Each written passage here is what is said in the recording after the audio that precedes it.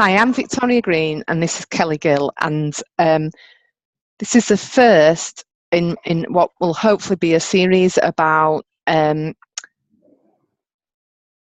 what if we don't have to be ill, and basically we're just going to share some stories. That's it. So Kelly, could you start by just sharing some of the things you used to suffer from? Some of the symptoms you used to have. I had, from being a very young child, I had epilepsy quite severely. Started with that when I was 9. Then developed asthma and eczema throughout my teens. And then I developed IBS. And then when I left high school, I was very overweight, had my children very young as well, just after high school, so I put on a lot more weight, so I was very obese. By the time I was 21, I was a size 20, I was 14 stone, and I'm very small in height, so that was quite a lot for me to wear. And then I developed fibromyalgia about 2 years ago as well, so I've had a few different things to overcome, but we've got through them all. So, and what was it? Sorry, don't have to give too much detail, but what was it like when you suffered from those symptoms? Like, if you could just give a kind of just a little indication of kind of how bad they were, how frequently you got symptoms, kind of thing. The epilepsy was probably the worst. I was having up to 5 fits a day when I was going through my worst periods with it, particularly during my pregnancies and sort of during sort of hormonal sort of teenage years.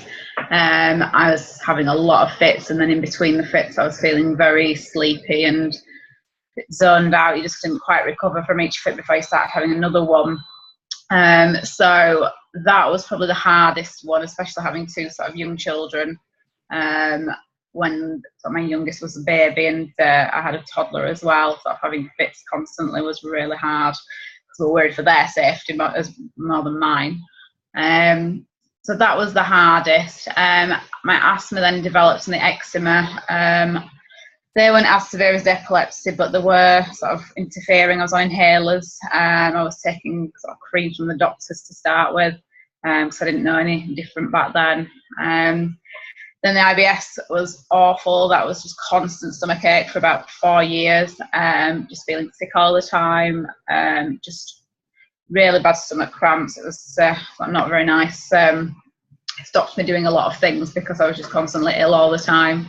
I'd also developed anxiety as well, so that stopped me doing a lot.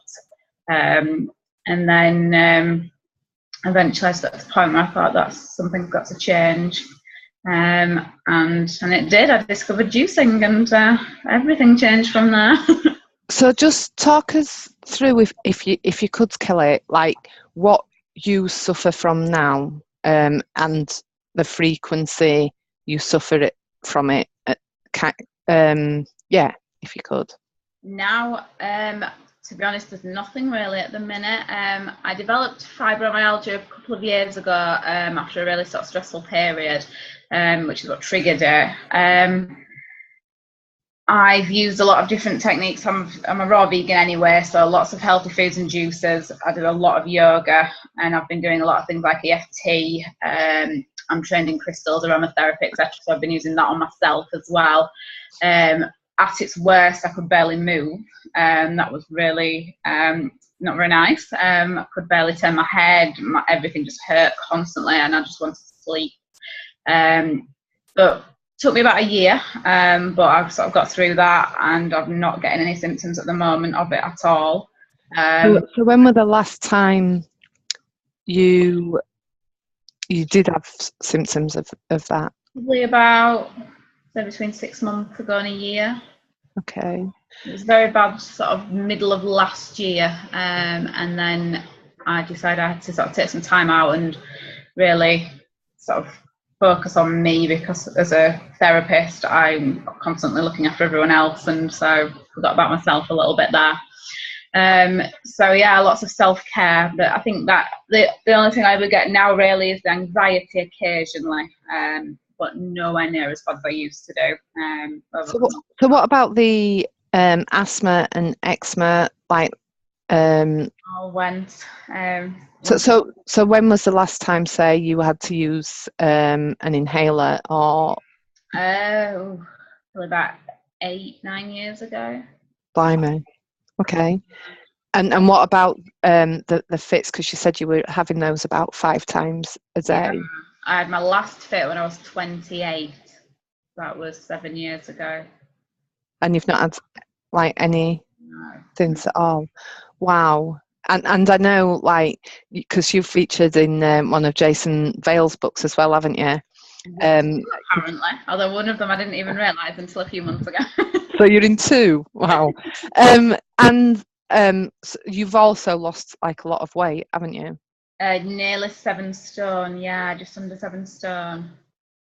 So that's quite a journey. That's not. Although you cleared the last symptoms up in the 6 months to 12 months, that health journey has actually been over quite a few years. Yeah, a long time, about 10 years. Wow. So just share some of that health journey, if you could. Some of the things that changed. Well, before I sort of discovered sort of natural health, I was just living on absolute junk food. I was feeding my kids junk food. We were living on processed rubbish, basically. And then I decided enough was enough. So I started studying nutrition, learned a lot about that, gradually changed my diet from sort of junk to I gave up dairy and gluten. I stopped eating meat, so eventually turned vegan. And then about 6 years ago now, I went completely raw, or about 80% raw. So my diet has gradually changed. Juicing was the main sort of catalyst that sort of started it all. And just once I started juicing and putting so much goodness in my body, there was no way I was going back to living on rubbish again. So that started all that. And then alongside that, I got into meditation, yoga, just natural therapies. I was studying it at college, so I could help other people, but obviously in turn sort of help myself as well. And now I'm just really passionate about just natural health, looking after myself and my kids, and also helping other people to change their lives as well. Lovely, isn't it? And I imagine the difference between how you used to feel and how you feel now. Oh yeah, kind of unreconcilable. Yeah. It's changed so much. I feel more confident, and the more you do, the more confident you feel, because you think you've overcome so many things. There's just nothing stopping you then. So what this series, and you talked through some of the changes that you've made there, but they weren't all at once, were they? And no. It's been a journey, hasn't it? Yeah, since I was 21 when I had my youngest child, and he was about 2 when I sort of really started thinking about changing things. So I'll have been about 23. So that was 12 years ago that I sort of began making gradual changes. And some were very small changes, some were really big changes. But it's all just been part of this journey, and I'm still on it. I'll always be on this journey, because there's always more to learn, and you're constantly changing. And I think that's the important thing about this series. It's not saying, oh, like, if you want to get rid of these symptoms, do this. Like that's not what I'm trying to get across at all, because I think everyone's got their own personal journey and their personal road to health, kind of thing. Yes. But I just want to get out there, and I want to share that, because I think sometimes what's the case is that we get ill and we think that we're stuck with that, and that all we can do is manage the symptoms. Yeah. And what I hope this series will bring alive and point to for people is that actually there's so much more you could be doing yourself. You know, you're in so much more control than you think you are, and actually, does it have to be like that? Yeah. So that's brilliant. Thank you for sharing that. What we have got like a little bit of time left, so perhaps we could just touch on before we wrap up, what changed for you? Kind of like, what was the thing that made you either look in this direction or even think that something had to change? I got to the point where I was just constantly feeling ill. I was tired. I was struggling to look after my kids. I was having fits constantly. And I was feeding them absolute rubbish as well, because I didn't know any better back then. And then I was actually watching a documentary on TV, and it was just about sort of bringing your children up a bit healthier. It was on healthy food. And just little bits like that just got me thinking about, oh, hang on, maybe there's a different way that I could be doing this. So I enrolled to study nutritional medicine, which is a distance learning course, just to kind of learn the basics, because I didn't have a clue about anything to do with nutrition at this point. And the more I learned, the more that got me thinking. And then I started sort of enrolling on, like, going off to seminars and just going off to places like London and just go for weekend seminars. I enrolled on the Juice Academy, obviously with you, and that was life-changing, I know, for you as well. And just I gradually started obviously meeting more people that were on the path to sort of get healthier and to help others get healthier.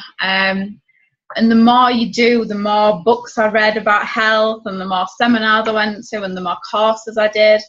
It kept me moving forwards, and the more I did, the more weight I was losing and the less fits I was having. And once you get to a point where you can just see everything changing, you just wouldn't want to go back to how you were before, because you realise you can make that change. You can do something about it. You don't have to be having 5 fits a day and sleeping all day because you're so tired. You can enjoy your life. You can enjoy being a parent and have the energy to do that. So you should never have to feel like you're stuck, because there's always something you can do. And that's how I sort of just kept myself going. Until I got to that point where I thought, there's no going back now. This is my new life. This is what I've created now, and that's that. And it's still a journey. I mean, the fibromyalgia came, you know, I was already a raw vegan at this point, so, you know, that was a big thing, because it was just stress that did that.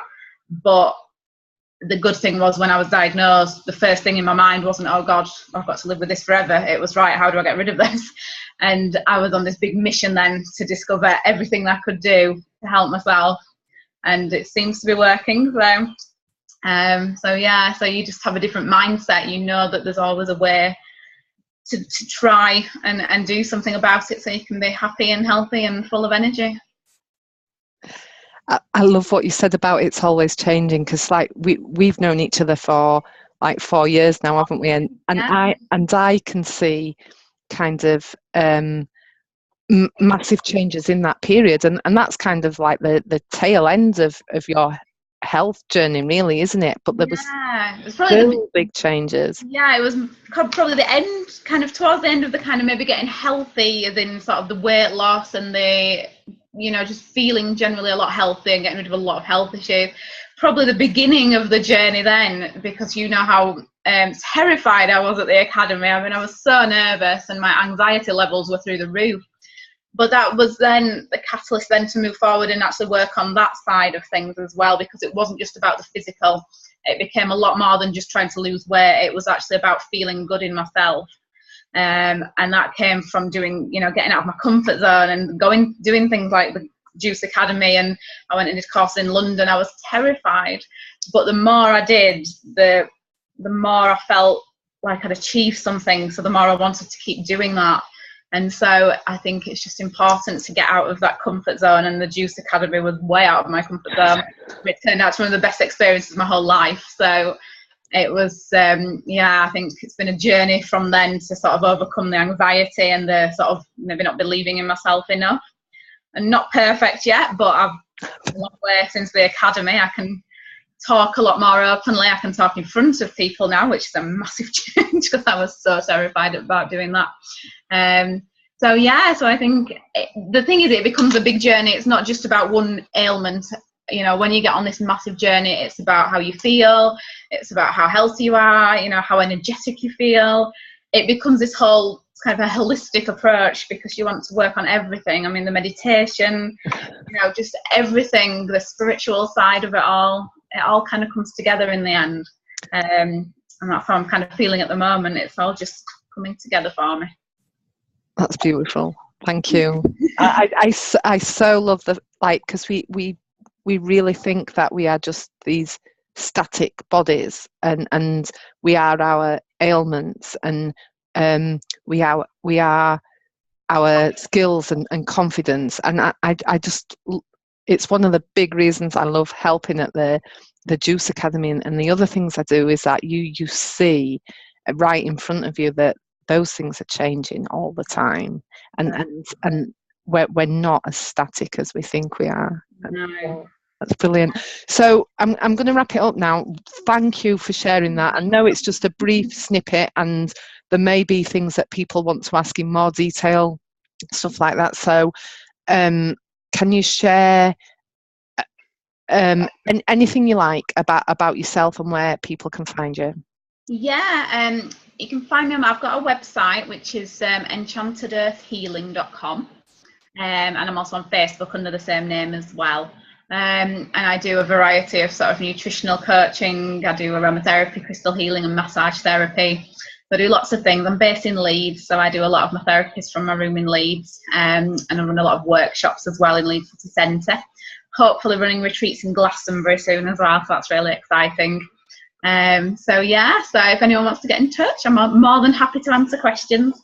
Is there a contact page on there? Yes, there is. Right, brilliant. Okay, thank you, Kelly. That's been absolutely brilliant. Brilliant. Thanks for talking to me. Okay, bye. Bye.